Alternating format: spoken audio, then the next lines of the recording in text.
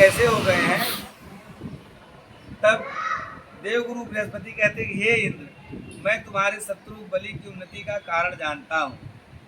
ब्रह्मवादी भृगुवंशियों ने अपने शिष्य बलि को महान तेज देकर शक्तिशाली का खजाना बना, शक्तियों का खजाना उसे प्रदान कर दिया है। इसलिए सर्वशक्तिमान भगवान को छोड़कर तुम या तुम्हारे जैसा कोई भी बलि को इस समय हरा नहीं सकता। केवल भगवान ही उनकी सामना कर सकते हैं। इसलिए इस समय तुम लोग स्वर्ग छोड़ करके कहीं छिप जाओ और उस समय की प्रतीक्षा करो जब तुम्हारे शत्रु का भाग्य चक्र पलटे। और इस समय ब्राह्मणों के तेज से बलि की उत्तरोत्तर वृद्धि हो रही है, उसकी शक्ति बहुत बढ़ गई है। जब यह उन्हीं ब्राह्मणों का तिरस्कार करेगा, और वो बलि का सर्वनाश भी तभी हुआ जब उन ब्राह्मणों का अपमान किया। कहे कि अभी तो ब्राह्मणों का आशीर्वाद है, लेकिन जब उन्हीं ब्राह्मणों का यह अपमान करेगा तब इसका ऐश्वर्य और शक्ति सब नष्ट हो जाएगा और पुनः आपको अपना पद प्राप्त हो जाएगा। लेकिन इस समय आप सामना नहीं कर पाएंगे। आपको इस समय अपना पद छोड़ करके, स्वर्ग छोड़ करके भागना ही पड़ेगा। और जब ऐसा देवगुरु बृहस्पति ने सलाह दिया तो इंद्र अपने देवगण के साथ जो है स्वर्ग को छोड़ करके चले गए।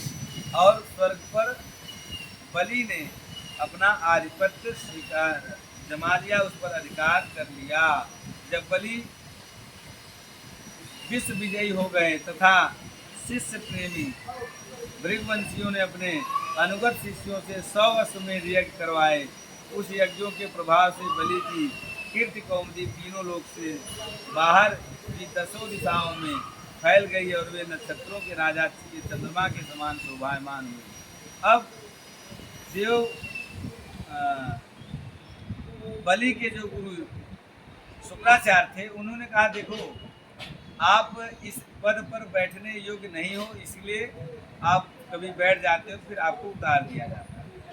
इसके लिए आपको बहुमत सिद्ध करना पड़ेगा। जैसे प्रधानमंत्री को पद प्राप्त करने के लिए बहुमत सिद्ध करना पड़ता है, ऐसे ही इंद्र के पद को प्राप्त करने के लिए 100 अश्वमेध यज्ञ जो करता है वही इंद्र के पद को प्राप्त करता है।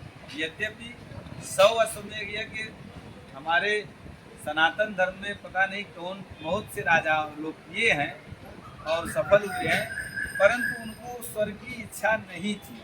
लेकिन अगर जो कोई भी स्वर्गीय कामना से 100 अश्वमेध यज्ञ करेगा उसको स्वर्ग की प्राप्ति हो जाती है। तो यहाँ पर शुक्राचार्य ने बलि को यही उपदेश किया कि अब तुम स्वर्ग पर बहुमत सिद्ध करने के लिए, यानी पूर्णतः रूप से आधिपत्य प्राप्त करने के लिए 100 अश्वमेध यज्ञ कर डालो और उन्हीं ब्राह्मणों में से होता इत्यादि बना करके, यानी भृगुवंश में जो ब्राह्मण थे उन्हीं को आचार्य, होता, ऋत्विज ये सब बना करके राजा बलि ने 100 अश्वमेध प्रारंभ करते। विश्व विजयी थे, अश्वमेध यज्ञ भी सब नहीं कर सकते। जो पूरे विश्व पर आधिपत्य बनाए है वही कर पाता है। तो भला उसमें बलि से कौन जीता हुआ था? बलि के सामने कोई टिका नहीं था। इसलिए नर्मदा नदी के किनारे वे एक एक करके 100 अश्वमेध यज्ञ करने का दीक्षा भी ले लिए।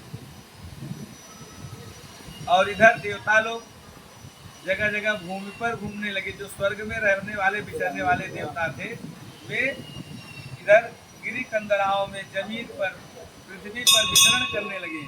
तब देव माता अदिति को बड़ा कष्ट हुआ अपने पुत्रों के इस दुख को देखकर।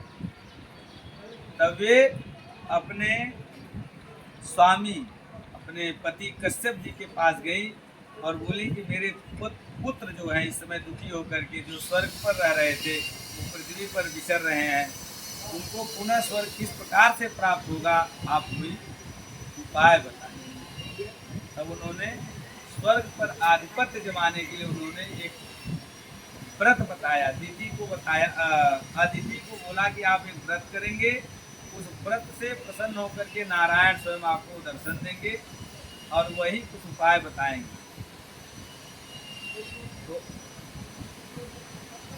अब श्री सुखदेव जी परीक्षित जी को, अदिति को, जो उस व्रत का नाम था पयो व्रत, उसमें दूध पी करके ही वो व्रत किया जाता है, ऐसा व्रत बताए। उस व्रत का उपदेश किए। तो श्री सुखदेव जी कहते हैं, परीक्षित, जब देवता इस प्रकार